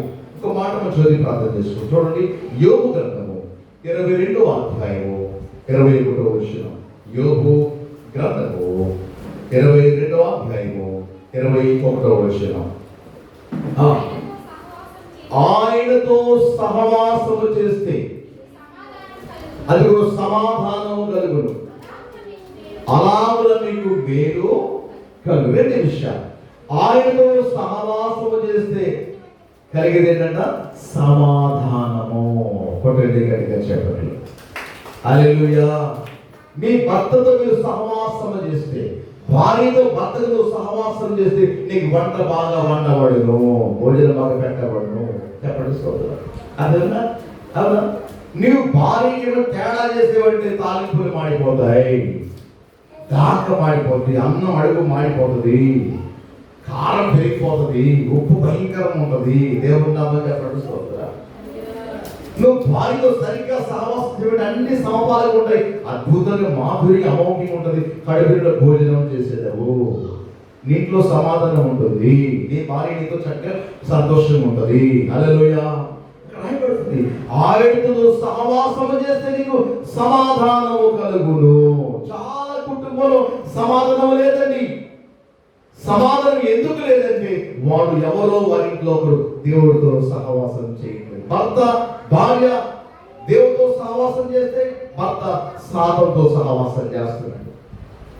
ఒకవేళ భర్త ప్రభుతో సహవాసం చేస్తే భార్య సాతంతో సహవాసం చేస్తుంది. ఎలా కుదురుతుంది అక్కడ? భార్య గారు సహవాసం చేస్తున్నావు దేవుడితో, నీ భర్త కూడా సహవాసం చేయాలి దేవుడితో. తల్లిదండ్రులు దేవుడితో సహవాసం చేస్తున్నారు, మీ పిల్లలు కూడా దేవుడితో సహవాసం చేయాలి. ఇద్దరు కలిసి సహవాసం చేస్తే ఏముంటుందంటే అక్కడ అర్థం అవుతుంది. హల్లెలూయా. ఒక ఏరియాలో నేను కూడా అక్కడ ఉన్నాను, వంట చేస్తున్నారండి. అది పాస్టర్ గారి మీటింగ్. ఎక్కడ? ఛత్తీస్గఢ్ కొండ, చాలా కాళ్ళ కిందట. అక్కడ పాస్టర్ గారి పేరు అల్లయ్య కుమార్. మాధు తండ్రి గారు ప్రేమశాల గారి శిష్యుడైన, తిరుపతిలో వ్యాపనుడు ఆయన పూజారి. అలాంటి వ్యక్తి మా అయ్యగారు వాక్యం విని, సాక్ష్యాన్ని విని అతను రక్షించబడ్డాడు. ఆ పూజ మానేసి ఎప్పుడో 40 ఏళ్ల కింద జరిగిన సంగతి. ఆయన అది మానుకుని ప్రభువు నమ్మిన తర్వాత మాయమిల్లో మా గురుగారి దగ్గర ట్రైనింగ్ తీసుకుని పాస్టర్ గారు అయ్యారు. ఆయన ఏం చేశారంటే మా గురుగారు ఛత్తీస్గఢ్ కొండ అక్కడ సేవకుడిగా పెట్టారు. మందిరం కట్టుకున్నారు, పెద్ద బాగుంది. మా అందరూ పిలిచి ఇంచుమించులో 20 మంది పాస్టర్ గారిని వెళ్ళారు అక్కడ మీటింగ్కి. పాస్టర్ గారి మీటింగ్ అది. ఆ మీటింగ్ లో వంట చేయడానికి ఏ మనిషిని పెట్టలేదు, మాకు అప్పగించారు ఆ పాస్టర్ గారిని. మాలో కొంతమంది వంట చేయడం వచ్చి కూడా వంట చేస్తూ ఉన్నారు. ఏంటంటే అక్కడ 2 బ్యాచ్లు అయిపోయింది. ఒక బ్యాచ్ అన్ని కట్ చేయడం, ఉల్లిపాయలు కట్ చేయడం, ఒక బ్యాచ్ పెనంలో ఆ మటన్ పెట్టడం. ఇట్లా తెలియకుండా ఒకరి తర్వాత కారం ఉప్పు వాడేసి వెళ్ళిపోయారు. ఇంకోటి వచ్చి కారం వేశారు, మళ్ళీ వచ్చి ఉప్పు వేశారు. అలా ఉప్పు కారం ఇవన్నీ వేయడంతో ఎవరు ఎంత చేసో తెలియలేదు. చివరికి ఏమైందంటే కూర అంతా ఉడికి అంతా అయిపోయి ప్లేట్లో పెట్టుకుని తింటా ఉంటే నోరు పగిలిపోతుంది, నాలుక ఎగిరిపోతుంది, కన్నీళ్ళు బయటకు వచ్చేస్తున్నాయి. ఎవడో కూడా తినేది లేదు. బుర్రెలో పట్టుకొని బాబోయ్ కేకలేస్తున్నారండి. దేవుని నామం చెప్పండి స్తోత్రం. కారం ఎక్కువైపోయింది. ఇంకో పాస్టర్ చూపేసుకోడు, ఇంకో పాస్టర్ కారం వేసుకోడు, ఇంకో మళ్ళీ కారం మళ్ళీ ఉప్పు ఎక్కువైపోయింది. అప్పుడు నేను ఆలోచించాను, ఏంటి పరిష్కారం? అయ్యగారు మంచి మేకపోతుల కోసం, మా అందరి కోసం మంచి విధి చేద్దామని తినాలని అని ఆలోచన చేస్తే నాకు ఆలోచన వచ్చింది, ఇలా కాదు, పూర్తిగా వాటర్లో నీళ్ళలో కడిగడం అని చెప్పేసి నేను ఒక ప్లేట్ తీసుకొని, ఒక గిన్నె తీసుకొని ఉడికిన మాంసం ఏం చేస్తాం, తినాలని కోరిక, ఆ మాంసాన్ని నీటిలో పెట్టి బాగా కడిగేసేయండి. దేవుడు నాతో చెప్పారు, ఎవరైనా కడుక్కొని తింటారండి? తప్పని పరిస్థితి. మరి కారం పోవాలి కదా, తినాలని కోరుతుంది కదా. ఎవరైనా నేనే ఫస్ట్ ప్రారంభించాట. ఆ తర్వాత అది వాటర్లో బాగా కడిగి మళ్ళీ ప్లేట్లు తిన్నా కూడా ఆ మొక్కలో కారం అట్లే ఉందండి. ఎంత భయంకరం! అందరూ ఆచరించారు, అందరూ వాటిలో కడిగి తిన్నారండి. చూస్తే ఎంత ప్రమాదం అయిపోయిందండి. అంటే ఏంటిది? సరైన సహవాసం లేదు అక్కడ. ఎవరికో ఎమినా తీరు సరైన అక్కడ వేస్తే బాగుండేది. అట్లా కొన్నిసార్లు ఏమవుతుందంటే మనం సహవాసము సరిగ్గా లేకపోతే, మన విధానం సరిగ్గా లేకపోతే ఏమవుతుందంటే ఇలాగే ప్రమాదాలు పడిపోతాం. కొట్టండి గట్టిగా చెప్పండి హల్లెలూయా. మనం ఎవరితో సహవాసం చేయాలంటే దేవుడితోనే సహవాసం. ఏం చెప్తున్నాడు అక్కడ? ఆయనతో సహవాసం చేసి ఏడల ఏం కలుగుతుంది? మీకు సమాధానము కలుగును. అలాగే మీకు ఏం కలుగుతుంది? మేలు కలుగును. నా వాక్యం ముగింపు పెట్టేస్తాను. చివరిగా వచ్చేవారు మనం కంటిన్యూ చేసుకుంటాం. రెండు విషయాలు ఇక్కడ. ఒకటి, సమాధానము కలుగుతుంది. హల్లెలూయా. అమ్మ, నీకు ఎంత ఇబ్బంది అన్నా పర్లేదు, భారీగా నీ భర్త ముందు నువ్వు తగ్గించుకో. సోదరుడా, నీకు ఎంత గిల్టీగా ఫీల్ అయినా పర్లేదు, ఎంత చింతం వస్తుంది, నమ్మ వస్తుందో పర్లేదు, నీ భర్త నీ భార్య నువ్వు తగ్గించుకో. నీ భార్య కదా, నీ భర్తే కదా, మీ పిల్లలే కదా, మీ అమ్మ నాన్నే కదా, వారి ముందు నువ్వు తగ్గించుకోండి. నష్టం ఏమంటుంది నీకు? దేవుడు నామని చెప్పిన సూత్రం క్షమించబడి అడిగినా, సారీ చెప్పినా, నీ భర్త, నీ భార్య, నీ పిల్లలు, నీ కుటుంబం ముందు చక్కగా ఉండగలిగితే నీ ఇంట్లో సమాధానం ఉంటుంది. అంటే ఆయనతో సహవాసం అంటే ఎవరితో? మీ ఆయనతో సహవాసం. ఆమెతో సహవాసం ఎవరితోని? నీ భార్యతో సహవాసం. దేవుడు నామని చెప్పిన నీ సహవాసం అయితే నీ భర్తతో సరిగ్గా ఉండాలి. నీ సహవాసం నీ భార్యతో సరిగ్గా ఉంటే నీ ఇల్లంతా ప్రశాంతంగా ఉంటుంది. కొట్టండి గట్టిగా చెప్పండి. మీ ఇంట్లో గర్భిణి రావడం గల కారణం బయటలో కారణం కాదు, వాళ్ళు కాదు, ముందు నీ భర్త.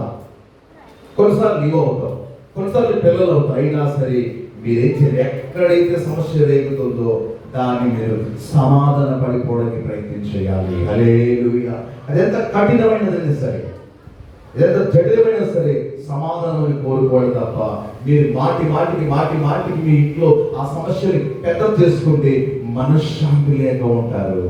సాతాను సొరబడి మీ ఇంట్లో గరిబిలి చేసి ఎప్పుడు అగ్ని రాజేస్తుంటాడు. దానివల్ల మీ ఇంట్లో నరకం అనిపిస్తారు. దేవుని పిల్లలే మనము అలా ఉండకూడదు. సమాధానంగా ఉండాలి. నీ పొరుగు వారితో సమాధానంగా ఉండాలి. నీ పొరుగు వారితో, నీ ఇంటి వారితో, నీ వాళ్ళతో సమాధానమే కోరుకోవాలి. ఏం చెప్తుంది వాక్యం చూడండి. మత్తయి సువార్త 5వ అధ్యాయము 3వ వచనం అనుకుంటా. చూడండి, మత్తయి సువార్త 5వ అధ్యాయములో హృదయ శుద్ధి గల వారు ధన్యులు, వారు దేవుని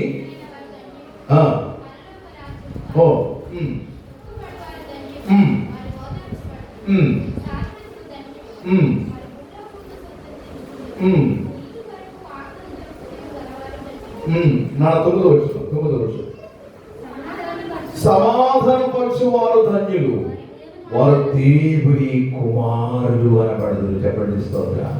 బిడ్డ, నీ భర్తే కదమ్మా, సోదరుడా నీ భార్యే కదా, క్షమించు, అర్థం చేసుకో. మీ పిల్లలే కదయ్యా, వాళ్ళని ప్రేమించు, వాళ్ళ ముందు కొంచెం తక్కువ నీవు. దేవుని నాతో చెప్పండి స్తోత్రం. మీ పిల్లల కోపం లేకపోతే వాక్యం చెప్తుంది కదా, వాళ్ళకి కోపం లేకపోతుంది. రెండోది, అమ్మాడానికి ఏం చేస్తారు పిల్లలు? సన్మానించు, తల్లిని సన్మానించి అమ్మాడానికి గౌరవం ప్రేమించు. ఇంట్లో సమాధానం ఉంటుంది, నెమ్మది ఉంటుంది. దేవుని నామం చెప్పడం సమాధానం కోసం పోరాడాలి తప్ప గొడవల కోసం, అల్లల కోసం, వీధి పాలైంది కోసం నువ్వు ప్రయాస పెడితేనమ్మా దేవుడు కూడా బాధపడతాడు. ఏంటంటే అంటున్నాడు, సమాధాన పరచు వారు ధన్యులు, వారు దేవుని కుమార్తెలు కుమారుని పడతారు. అమ్మా, నువ్వు సమాధాన పరిచే బిడ్డగా ఉండి నువ్వు దేవుని కుమార్తెవి, నువ్వు సమాధాన పడే వ్యక్తి ఉండి దేవుని కుమారుడివి. నువ్వు దేవుని కుమారుడిగా ఉండాలంటే, దేవుని కుమార్తె ఉండాలంటే నువ్వు సమాధానము కలిగి ఉండాలి. కొట్టండి గట్టిగా చెప్పండి. సమాధానము కలిగి ఉండాలి. రెండోది అక్కడ అలాగునే మీకు మేలు కలిగి ఉండాలి. సమాధానం ఉంటే మేలు ఖచ్చితంగా వస్తుంది. సమాధానం ఉంటే మేలు ఖచ్చితంగా జరుగుతుంది. అక్కడ దేవుని నామం చెప్పడం స్తోత్రం. సమాధానం ఉంటే కదా మేలు కలిగి ఉంటుంది. ఒక ఇంట్లోనంట అకేషన్కి వెళ్తున్నారు, పక్క ఇంట్లో పెళ్లికి వెళ్తున్నారు. ఒక భర్త అంట, నా ప్యాంటు కాస్త పొడవుతుంది, కాస్త కట్ చేసుకుంటామా అని చెప్పాలి భార్యకి. అది చెప్పలేదంట. గోడ వైపు తిరిగి, ఇదిగో నా ప్యాంటు బాగా పొడవు ఉంది, దాన్ని కట్ చేసి సరి చేసుకుంటండి భార్య విన్నది మాట. ముసలావిడి అంటే అబ్బాయి తల్లి విన్నది, కొడుకు విన్నాడు, కూతురు విన్నది. ఇది ఎవరికి మాట్లాడవు, కొడుకుతో దానికి మాట్లాడదు, దాని మాటలు ఎవరికి మాట్లాడవు. సరే భార్య గడగడలాడుతుంటే మాటలు గడగలాడినారు. వచ్చి నా భర్త అని చెప్పేసి ఎందుకు అని చెప్పేసి చక్కగా కొలిసి కట్ చేసి ఆమె కుట్టేసి పక్కన పెట్టింది. ఈలోగా కూతురు విన్నది, అబ్బాయి మా డాడీ వచ్చాడంటే ఫంక్షన్కి వెళ్ళాలి, ప్యాంట్ దొరికి పైన పొడవ ఉంటుంది, ఫంక్షన్ రాడని చెప్పేసి అమ్మాయి వచ్చి కట్ చేసి ఆ ప్యాంటు కుట్టేసారి పక్కన పెట్టింది. దేవుని నామని చెప్పడం ఈ మాట గుర్తొచ్చింది ఎవరికి? అబ్బాయికి. తర్వాత మూడో వ్యక్తికి, అయ్యి బాబాయ్ మా డాడీ ప్యాంట్ వేసాడు, ప్యాంట్ కట్ చేసి కొట్టుకున్నాడని చెప్పేసి ఇద్దరు కూడా వచ్చి కట్ చేసి కుట్టేసారి పెట్టాడు. పైన అంతా గదిలో ఎవరు కొడుకు తల్లి, అయ్యి బాబాయ్ నా ముగ్గురు కొడుకు ఎవరి మాట వినరు, వీళ్ళందరూ నా కొడుకు మాట వినరు, నా కొడుకు ఫంక్షన్ కావాలని ప్యాంట్ కుట్టాలని చెప్పేసి ఆవిడ ఇలా ఉడుకుంటూ వచ్చి చక్కగా కట్ చేసి ఆవిడ కూడా కుట్టేసేది. దేవుడు మాటలు లేవు కదా ఎవరికి. అందరూ రెడీ అయ్యాలా? మళ్ళీ ఎవరికి మాట్లాడాడు? ఏమన్నా రెడీ అవుతుంది భార్యతో, అమ్మ రెడీ అయ్యా, బాబు రెడీ అన్నాడు, అందరూ రెడీ అయ్యారా? వాడు వచ్చి మాట్లాడుతున్నాడు దేవుడు నామని చెప్పాడు. వీళ్ళందరూ ఒకసారి గొల్లు రాజని కదా రెడీ అయ్యాం దేవుడు నామని చెప్పాడు. సార్ నేను కూడా రెడీ అవుతానంటే సాయం మీద వచ్చి షర్ట్ వేసుకుని లైన్ వేసుకుని హ్యాండ్ వేసుకుంటే నెక్కర్ అయిపోయింది, సాట్ అయిపోయింది. ఏంటి ప్యాంట్ అయిపోయిందండి? ఎవరు మాట్లాడలేదు, అందరూ చూశారు. ప్యాంట్ కాస్త నెక్కర్ అయిపోయింది, సాట్ అయిపోయింది. అందరు నోట్లో వేసుకుంది. ఏంటి ఫస్ట్ భార్య నేను కొంచెం గుట్టకి పెట్టానండి, అప్పుడు మాట్లాడేదండి, అప్పుడు మాట్లాడేది. తర్వాత కొడుకు వచ్చి డాడీ నేను కుట్టకి పెట్టాను, అమ్మాయి వచ్చింది డాడీ నన్ను కుట్టి పెట్టాను, తల్లి వచ్చింది రే బాబు నేనే కుట్టాను నాకు పెట్టాను. అందరు కొద్ది కట్ చేసి ప్యాంట్ కాస్త నెక్కర్ సాట్ అయిపోయింది. ఏం లేదు, దాంట్లో సమాధానం లేదు, అతి పొత్తులు లేవు కాబట్టి ప్యాంట్ కాస్త నెక్కర్ అయిపోయింది, సాట్ అయిపోయింది. ఈరోజు మీ ఇంట్లో ఎలా ఉంది? మీ పరిస్థితులు ఎలా ఉన్నాయి? సమాధానంగా ఉన్నారా? సమాధానం లేకపోతే నీకు మేలు కలగదు. అందుకే నువ్వు సమాధానం ఉంటే ఇంట్లో మేలు కలుగుద్ది. దేవుడు నామని చెప్పడం స్తోత్రం. నీకు మేలు కలుగుద్ది. యోబు గారికి సమాధానం లేదంట. ఎందుకని? స్నేహితులు బాగా పెడుతున్నారు, నువ్వు పాపం చేసావు, తప్పు చేసావు. భార్య కూడా అంటుంది చచ్చిపోతుంది. ఒకరోజు యోబుకి దేవుడితోనే సహవాసం చేస్తున్నాడు. కొడుకులు చనిపోయారు, కూతురు చనిపోయారు, ఆస్తి పోయింది, ఒళ్ళంతా చీము రక్తం పురుగులు పెట్టేస్తాయి. కానీ పట్టు వదలకుండా పట్టువదలు విక్రమార్కుల్లాగా ప్రార్థన దేవుడితో సహవాసం చేస్తుంటే కొన్ని రోజులకి దేవుడు ప్రత్యక్షమే మాట్లాడాడు. దేవుడు నాదని ఎప్పుడు యోబు, నీ కష్టాలు, నీ కన్నీళ్ళు, నీ బాధ, నీ ఓర్పు, నీ సహన నేను చూస్తున్నానయ్యా, నీకు మేలు చేయబోతున్నాను. దేవుడు నామని ఎప్పుడు అని అంటే చూడు. యోబు గ్రంథంలో 42వ అధ్యాయం 10వ వచనం, 42:10. మరియు యోబు తన స్నేహితుల నిమిత్తము ప్రార్థన చేసినందున యెహోవా అతనికి క్షేమ స్థితిని మరలా అతనికి రప్పించెను. మరియు యోబు పూర్వము కలిగిన దానికంటే రెండంతలు అధికముగా యెహోవా అతనికి దయచేసిన. ఒకటండి గట్టిగా చెప్పట్లు. ఎంతమంది వ్యతిరేకంగా మాట్లాడుతున్నా భార్య సమాధానం లేదు, స్నేహితులు సమాధానం లేదు. వాళ్ళు వచ్చి వాళ్ళ కొడుకు కాలం చదువుతున్నారు. వాళ్ళు బిడ్డలు ఎవరు కూడా సమాధానం లేదు.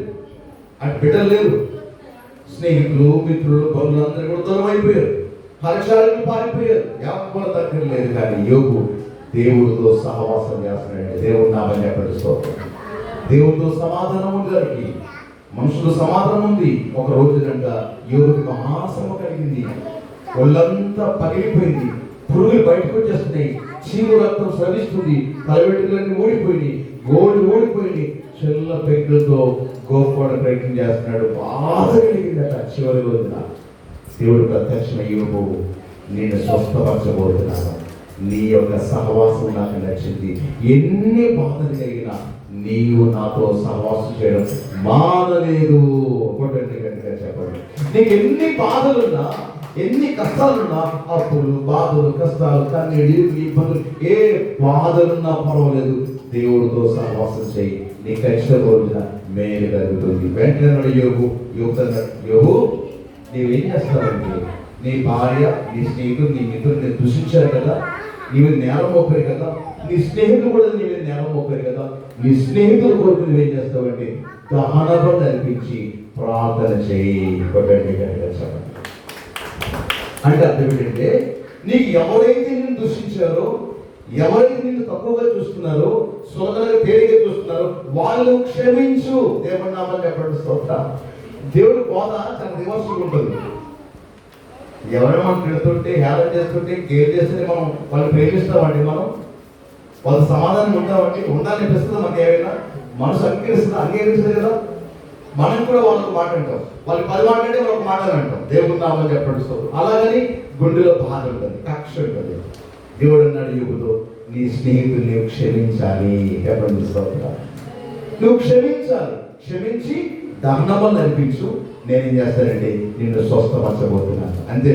ఆ తర్వాత మరి యోబు తన స్నేహితుల నిమిత్తము ప్రార్థన చేసినప్పుడు యెహోవా అతనికి క్షేమస్థితిని మరలా అతనికి దయచేస్తున్న మరి యోబునకు పూర్వం కలిగిన దానికంటే 2 అంతలు అధికముగా యెహోవా అతనికి దయచేసిన. కొట్టండి గట్టిగా చెప్పండి. నీ మనసులో ఎప్పుడు నెమ్మది వస్తుందంటే నువ్వు సమాధాన పడిపోయినప్పుడే. లేదు వాళ్ళు ఎలా అన్నారు, నన్ను అలాగన్నారు, వాళ్ళు అన్నారు, వీళ్ళన్నారు, నా భర్త అన్నాడు, వాళ్ళు అన్నారని నువ్వు ఇప్పుడు అలాగే మనసులో పెట్టుకున్నావు అనుకోండి, వాళ్ళు బాగా ఉంటారండి, కానీ నీకు మాత్రం నెమ్మది. వాళ్ళు ఒడిపడలు తింటారు, బాగా పడుకుంటారు, కానీ నీకు మాత్రం నిద్ర పడుతుంది. కొందరికి నిద్ర పట్టుకొని నిద్ర పడుతుంది.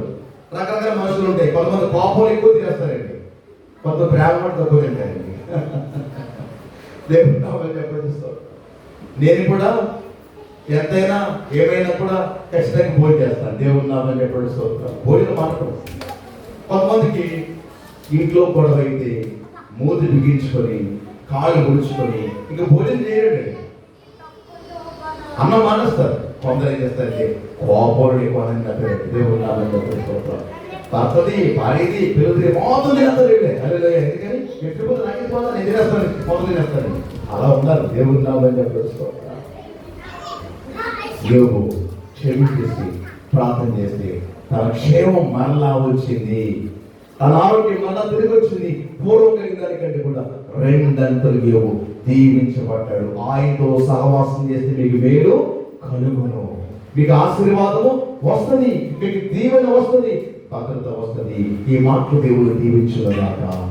ఆమేన్, ఆమేన్, ఆమేన్. దేవుడి వాక్యం దీవించుగాక. వచ్చే వారం మళ్ళా ఈ సబ్జెక్ట్ మనం కంటిన్యూ చేసుకుందాం. అందరూ ప్రార్థన చేసుకుందాము. తలలో వచ్చండి, అందరూ ప్రార్థన చేసుకుందాం. Thank you lord, thank you lord. ఈ రోజున మీ సహవాసం ఏమైతే ఉన్నది, దేవుడితోనా లేకపోతే సంఘముతోనే మీ సహవాసం, పరిశుద్ధులతోనే మీ సహవాసం ఉందా? ముందు సంఘముతో సహవాసం ఉండాలి, దేవుడితో ముందు సహవాసం ఉండాలి, తర్వాత దైవజనుడితో సహవాసం ఉండాలి, మూడవది సంఘముతో సహవాసం చేయాలి. అప్పుడు మీకు సమాధానం కలుగుతుంది, అలాగే మీకు మేలు కలుగుతుంది. ఎన్నో విషయాలు మనం విన్న విషయాలన్నీ కూడా గుర్తుపెట్టుకొని మీరు దేవుని అడగండి. దావీదు ఒక రోజున దేవుడు సహవాసాన్ని మాని లోపల కొంచెం అటువైపుకి వెళ్ళాడు. మనసు నిండా అశాంతి, మనసు నిండా వేదన వల్ల పశ్చాత్తాపడి దేవుడు సహవాసాన్ని కోరుకున్నాడు. కాబట్టి తన హృదయం అంతా నెమ్మది చేసింది. దేవుడు సహవాసం ఎలాంటిదంటే నమ్మకమైన సహవాసం దేవుడిది. లోక సహవాసాలు నమ్మదగినవి కాదు, అవి ప్రమాదకరమైనవి. దేవుడు సహవాసమే నమ్మదగిన సహవాసం. రెండవది, దేవుడు సహవాసము శాశ్వతమైనది. దేవుడు సహవాసము శాశ్వతమైన సహవాసం. నీవు గతించే వరకు దేవుడితో నీకు ఎప్పుడు ఉంటుంది. మూడవది, దేవుడితో సహవాసం చేస్తే మనకి ఏం కలుగుతుంది? సమాధానము కలుగుతుంది. ఇక నాలుగవది, దేవుడితో సహవాసం చేస్తే మనకి మేలు కలుగుతుంది. ఇక ఐదవది, దేవుడితో సహవాసం చేస్తే మనకి ఏం కలుగుతుందంటే ప్రియులారా, మన పట్ల దేవుడు ఏం చేస్తాడంటే ఆశ్రయముగా ఉంటాడండి. ఆయన ఆశ్రయముగా ఉంటాడండి. రెండవది, ఆశీర్వాదకరం ఉంటామండి. మనం దేవుడితో సహవాసం చేస్తే మనము ఆశీర్వదించబడతాం యోబు వలె. ఇక ఆరవది, దేవుడితో సహవాసం చేస్తే కాపాడబడతామండి. ఆపదలో, ప్రమాదాలు, ఇరుకులు, ఇబ్బందుల్లో కాపాడబడతామండి. ప్రమాదాలు పడకుండా వేసే మనల్ని కాపాడతారు. ఏడవది, దేవునితో సహవాసం చేస్తే ఎలా ఉంటుందో వచ్చే వారం నేర్చుకుంటాం. ఈరోజు మనం కాపాడబడతాం. యోబు దీవించబడ్డాడు, యోబు సమాధానం పొందుకున్నాడు, యోబు మేలు పొందుకున్నాడు, యోబు ఆశీర్వదించబడ్డాడు, యోబు కాపాడబడ్డాడండి. కాబట్టి బిడ్డలారా, మీరు దేవునితో సహవాసం చేయండి, దైవజనుడితో సహవాసం చేయండి, సంఘముతో సహవాసం చేయండి, పరిశుద్ధులతో సహవాసం చేయండి, బైబిల్తో సహవాసం చేయండి. మీరు ఖచ్చితంగా వర్ధిల్లుతారు, అభివృద్ధి అవుతారు. చివరగా సమాధానపరిచేవారు ధన్యులు, వారు దేవుని కుమారులు అనబడదు, దేవుని కుమార్తెలు అనబడదు. ప్రార్థన చేసుకుందాం, అందరూ ప్రార్థన చేసుకుందాం.